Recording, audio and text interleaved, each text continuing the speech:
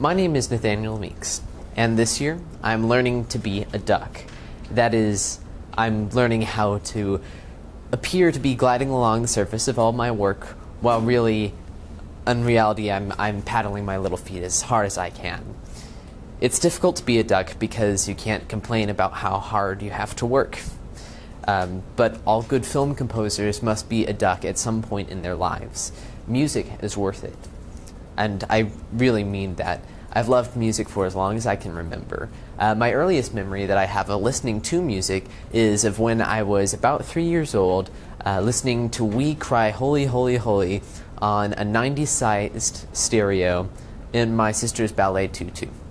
Unlike my wardrobe tastes, my music tastes haven't really changed much since then.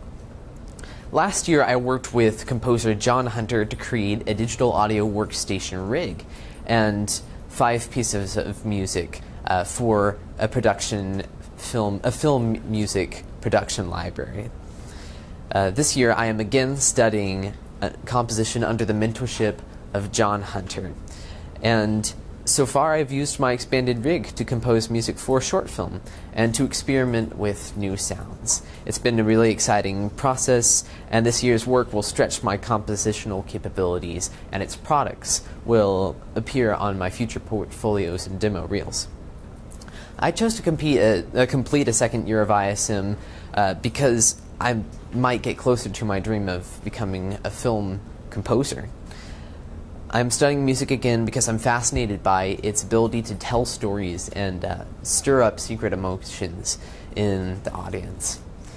In the words of Victor Hugo, music expresses that which cannot be said and on which it is impossible to be silent. Music is my expressive outlet. It is my mouth and my medium. It is my way of not being silent. Now, that begs the question, what am I going to say with music? And when it's put into the context of film, that also begs the question, what is the purpose of music in film? So, throughout my research this year, I've been trying to discover what the purpose of music in film is. One of my early interviews was with Dr. Peter Kupfer, who is the Associate Professor of Music at SMU. And one of the biggest things that he says about music and film is the emotional response. Music it's got a sort of special niche between the real world and the world of fiction. In the movie that you're watching or TV show, whatever it is, the characters can't hear the music that's happening because it's not occurring in what's called the diegesis, where they live, where the story takes place. But every time that you go to watch Star Wars, a full-piece orchestra doesn't come and sit down in front of you and play the music for you, although that would be quite nice. Music exists in this in-between state. It's a bridge between the fictional world of the film and the real world of the viewer.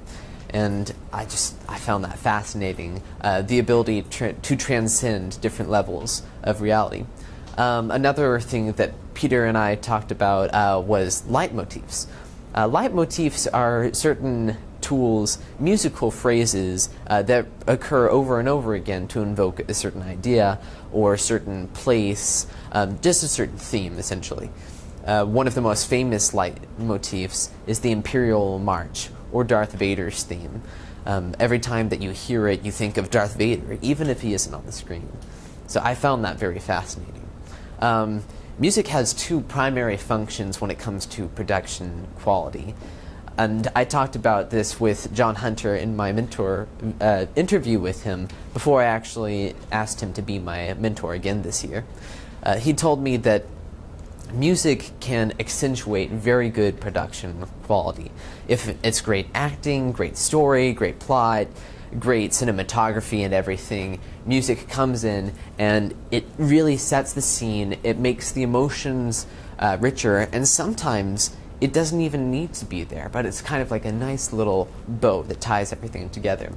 However, when the production value, it really isn't as good, maybe it's poor acting, poor special effects, poor script, music can come in and save the day and be used as a crutch to prop up a movie that wouldn't be good otherwise. My research showed me that the purpose of music in film hasn't changed very much ever since the introduction of music in film in the early 1920s and 30s. However, innovation has changed the way that music is implemented in films and the way that it's even composed. Technology has allowed composers to talk to each other and collaborate with people who they'll never see face to face. For example, John, his orchestrator, whenever he writes a piece for real instruments, he has an orchestrator that lives in Germany, and they just communicate via phone call and email. And technology has allowed them to work together on various projects. Innovation also allows for new forms of composition.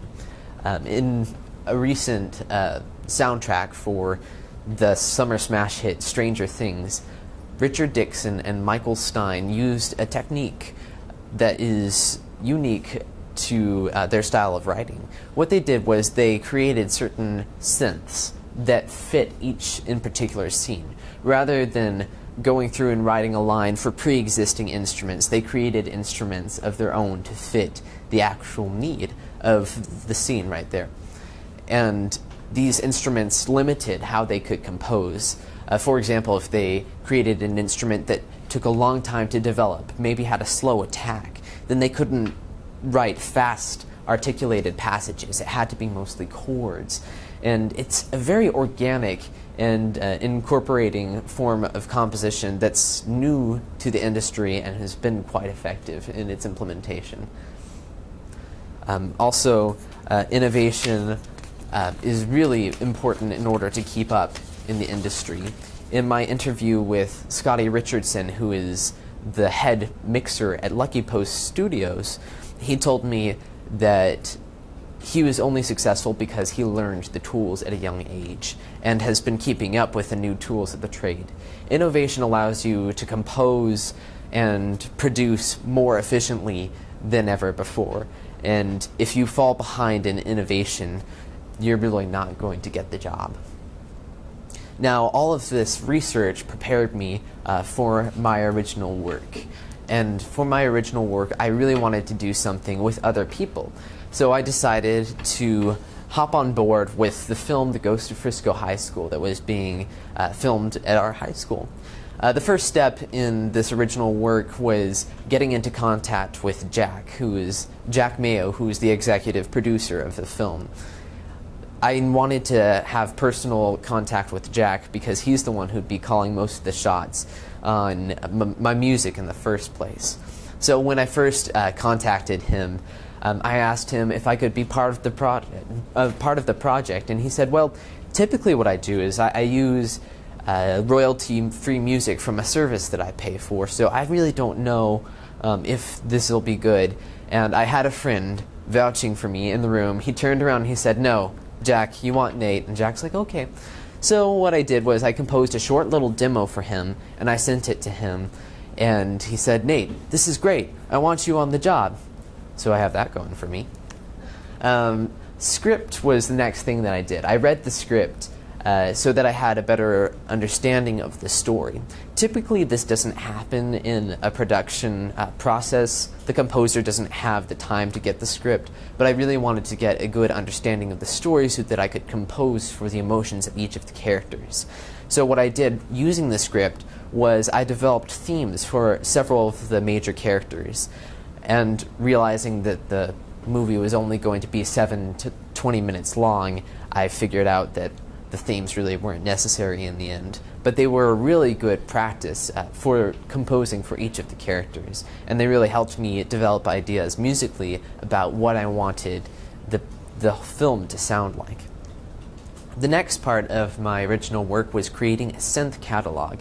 Basically what a synth catalog is you take all your synths that you have and you organize them by different types and different feels. For The Ghost of Frisco High School, I needed to know when something was going to be suspenseful or scary and biting, or maybe something a little bit more friendly. So what I did was I created simply a Word document where I typed out the words like scary or intense hit or textural here.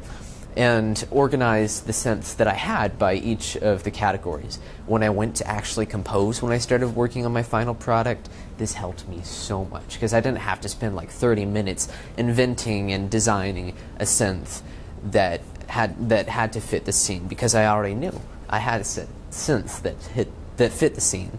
Now, my original work really prepared me. Just the contacting of Jack, the reading of the script, the composition of the themes, and the synth catalog, altogether they helped me to prepare for my final product. Now, my final product was writing the original score for The Ghost of Frisco High School twice, because there was the 7-minute version and there's also the theatrical version, the 18 to 21 minute version. I don't know exactly how long it is. Now, while I would like to show you the whole thing, I am bound by contract not to do so. So I'll just show you a 1-minute clip so that you get a general idea of what the music feels like. This is a montage scene, so there are no major plot points here.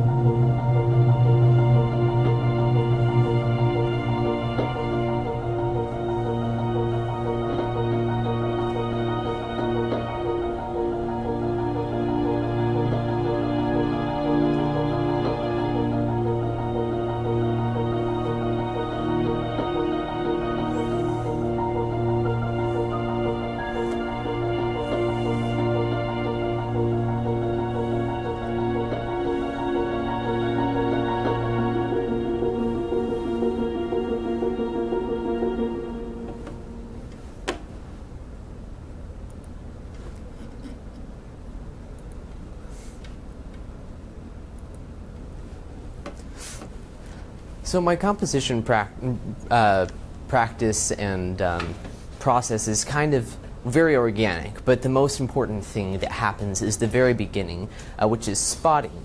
What spotting is you take the film without any music and you watch it for the first time, clean, and record all of your thoughts on it. All major composers do this, and the master of this is Mr. Danny Elfman, one of my main sources of inspiration. What Danny Elfman will do is he'll get a bunch of people in a room, a bunch of people watching him, and he'll have everyone be quiet. He's got a tape recorder in his hand, and they'll start the reel for him, and he'll record his thoughts instantly, and sometimes he even sings, even though there's other people in the room. So I'm going to have to get used to singing in my bad voice in front of a lot of other people if I'm to do this in the future. So spotting was a very helpful mechanism because it helped me to understand the psychology of each scene, understand the characters, their motives, and the intensity of the plot. And it also helped as a very good reference because as a composer, you get to see the movie over and over and over again and develop your own ideas about it, when in reality you need to be expounding on the views of someone who sees it for the first time, so that you get to be just as surprised about it and preserve those thoughts. So spotting helps you to preserve those original thoughts that you have about it. Another major part of composition is instrument setup. Setting up an instrument, just finding an instrument is one thing, but you have to be able to customize it in order for it to really fit the theme or the feel of the piece. So what I did was I would find an instrument and then I'd probably take another 15 minutes adjusting it, adding effects or changing how fast it came in, or adding reverb, echoes, and EQing it, a bunch of little things to make it sound just right. And then after instrument setup, the process is incredibly organic. Most composers do it differently from one another. For me, it's like a series of passes. I watch, and then I compose, and then I watch and I compose, and it may or may not be on the same line of music. It happens different every single time. One of the biggest challenges of this project was learning the new software, Cubase. So After I completed the first version of the film, the 7-minute version, in Digital Performer, John took me aside and said that he was getting me something, and he was going to be saving it as a graduation present, but he figured I could go ahead and use it. He got me a new software. It's called Cubase, and it is the most amazing thing. I could probably spend the rest of the time talking about Cubase, but we don't have that kind of time, so I'll just let you know that it is state-of-the-art. It's what people use in the industry, and it's what I will be using when I go to college and composing. Cubase really streamlines a lot of the different editing techniques, and while the learning curve has been a tiny bit of a challenge, it's very similar to the other softwares that I've been using in the past, and it's been really helpful to learn a new software. So the main takeaway that I have from my project is the experience. First of all, I got to work on a project with 50 other students, 50 plus other students, actors, writers, directors, cinematographers, all these people coming together, and my piece was only one part of the whole big thing, which was the movie. And it was really exciting to be part of something as big as that. I got to convey the emotion of each scene, and that's something relatively new for me. I haven't composed for image very often. The last time that I composed for image was for a documentary with a little goat and a mountain lion, essentially. And there's not really any facial expressions in animals, so it was hard to connect emotionally. So I really was excited to connect emotionally to the characters and convey their emotions through music. Also, I discovered how themes changed over time, how different motifs could sound friendly or mysterious at the beginning, and then deadly and foreboding as the intensity of the film progresses. Probably the biggest part, the biggest takeaway experience-wise, was how to deal with deadlines. So in the typical post-production, which is from when the film is done being filmed and when it is released, there's this sort of area, a schedule, so to say, of what happens in between. You've got your audio mixing, all of your special effects, and then at the very end of it, you have music. And all these people can mess up down the line, but it cuts into the time for music. So I got a taste of that, especially on the first run with the UIL 7-minute version. I had about 3 days to compose 7+ minutes of music, and not full days, like maybe 4 hours each day. So that was a real time crunch. But it really helped me learn to be a duck, and it was very worth it because I really enjoyed seeing the music on the screen.